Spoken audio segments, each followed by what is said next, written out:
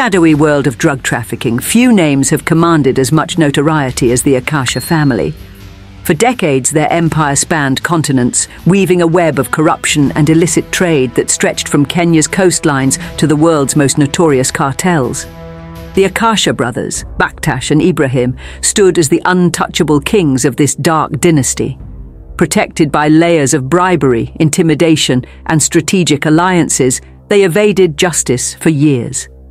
That is, until the dramatic night in 2014, when, in a high-stakes operation coordinated with US Drug Enforcement Administration (DEA) agents, Kenyan police stormed their homes and arrested the brothers. It was a moment that shook the drug world, signaling that even the mighty could fall.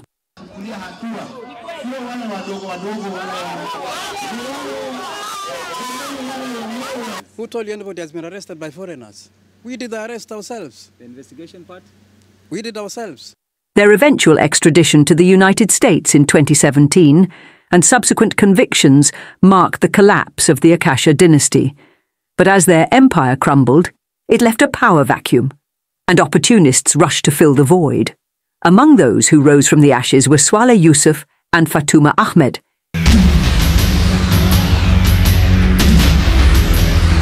Infamously known as the Bonnie and Clyde of Kenya's drug underworld. Today, their story intertwines with the Akasha's legacy, a grim reminder that the war on drugs is far from over. Yusuf and Fatuma's meteoric rise in the illicit trade and their eventual downfall echo the Akasha tale, albeit on a smaller scale. So, how did these heirs to the Akasha empire carve their path in this perilous world? And what lessons can be drawn from their story? Let's take a closer look. This story takes a chilling turn with the sentencing of Fatuma to 40 years in prison, accompanied by an astronomical fine of Kenya shillings 826 million. This wasn't just another court ruling. It marked the conclusion of a complex saga involving heroin and cocaine worth Kenya shillings 279 million, and the collapse of a pair who had long danced with danger. Enter Swaleh Yusuf, known by his street alias Candy Rain or Kandareni, and his partner, Fatuma Ahmed, the so-called Bonnie and Clyde of Kenya's drug underworld. Together they navigated the treacherous high-stakes world of narcotics with a blend of charisma, cunning, and calculated risk-taking.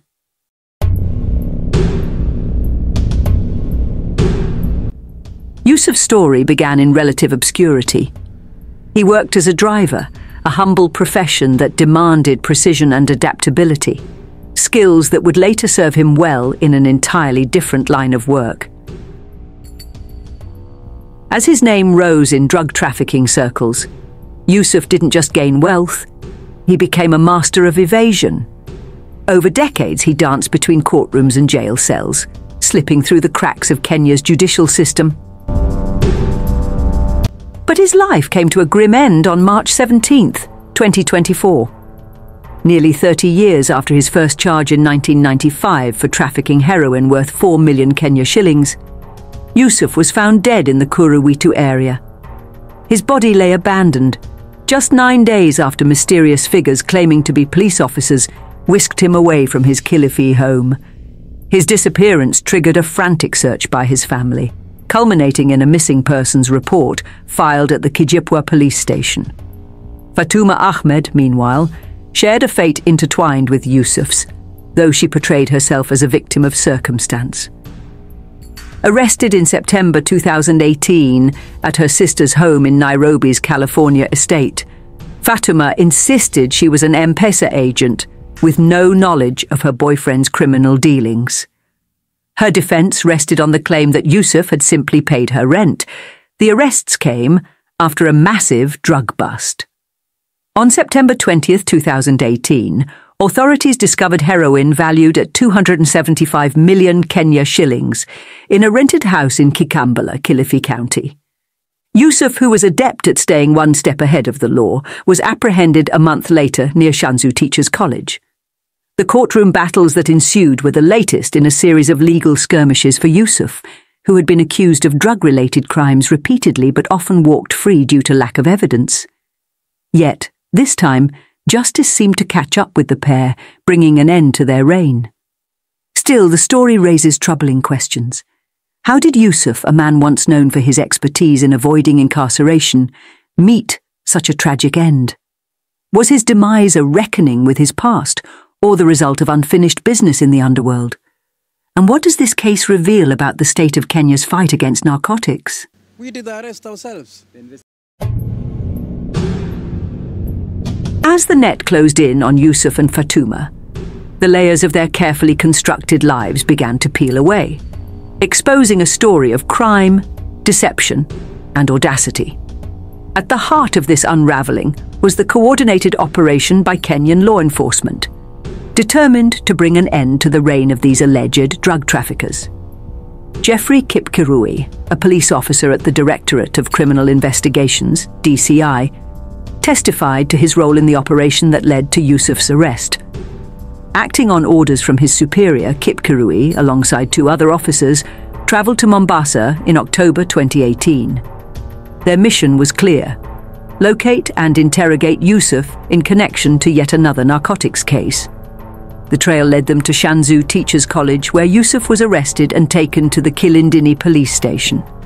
A search of his bag yielded 4 million Kenya shillings worth of cocaine, alongside his passport, driving licence and bundles of cash in various currencies. But Yusuf, ever defiant, refused to sign the inventory of evidence, a move that would add another layer of intrigue to his story. Meanwhile, the hunt for Fatuma took a different turn. Following a tip-off, Inspector Daniel Cameron led a raid in Kikambala, targeting a house suspected of hiding drugs. Cameron's team, acting on descriptions provided by informants, entered the property. Inside, they uncovered 2 suitcases beneath a bed packed with 92 sachets of heroin. These drugs were reportedly labelled Hawk 777, a signature perhaps hinting at their origin or supplier. But the operation was not without its controversies. No photographs were taken during the raid, and the officers lacked a search warrant, an oversight that Fatuma's defence would later leverage. The house itself seemed to carry its own secrets. The landlady, Mary Munyi, testified that she had never met Fatuma in person, conducting all rental transactions over the phone. Fatuma paid her deposit and first month's rent via mobile money and moved into the Kikambala house in June 2018. Despite the landlord's effort to contact her after the raid, Fatuma's phone remained unreachable. The house's caretaker and guards added more fragments to the puzzle. While one guard recalled Fatuma being dropped off by a vehicle with foreign number plates, another admitted he had only seen her once.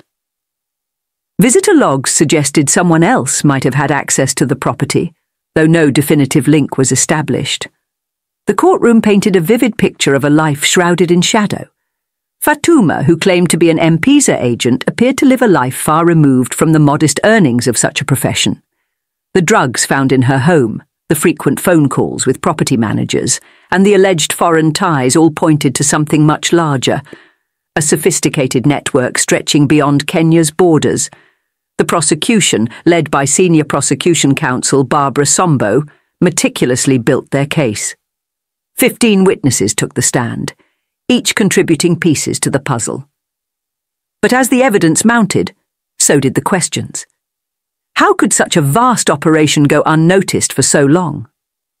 Were Yusuf and Fatuma merely pawns in a much larger game, or were they the masterminds? And most importantly, how deep does the rot of Kenya's drug trade run? The answers to these questions, and the shocking revelations that followed, will be unveiled in the next chapter.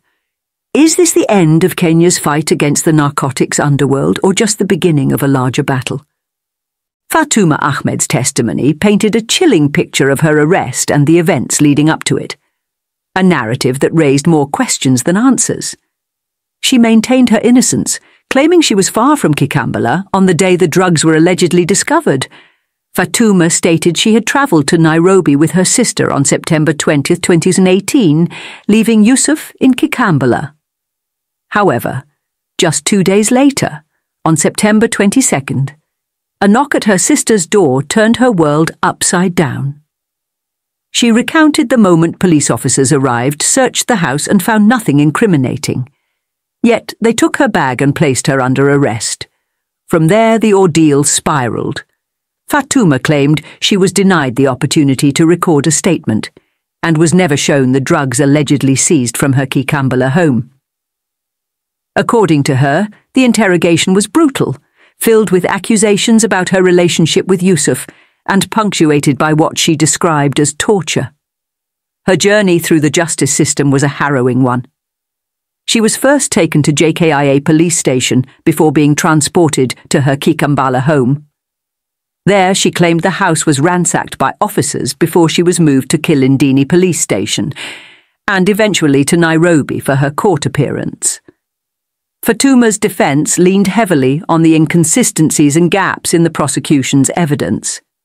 She asserted that she was present when the drugs were weighed and sampled, and she pointed to the fact that the property owner had keys to the house, suggesting others could have accessed the premises. But despite her spirited defence, the scales of justice tipped against her. Magistrate David Odiambo, reading the judgment on behalf of Principal Magistrate Martin Rabera, declared the evidence incontrovertible. Having reviewed and analysed the evidence on record, I find the charges against the accused person proven beyond a reasonable doubt, and the accused is hereby convicted as charged, he ruled. The verdict brought an end to the Bonnie and Clyde chapter of Kenya's drug trade. Fatuma was handed a staggering 40-year sentence accompanied by an shate 26 million fine. It was a harsh but telling message from the judiciary. The era of impunity for drug traffickers is over. But is it? Fatuma's conviction may mark the end of her story, but it opens a new chapter in Kenya's fight against narcotics. How many more syndicates like theirs operate in the shadows? How deep does this problem run in the country's institutions? What happens next?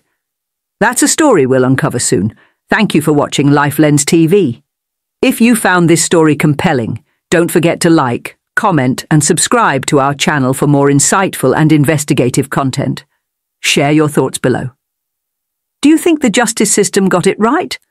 Or are there bigger players still out there pulling the strings? Turn on notifications so you won't miss the next chapter of this gripping series.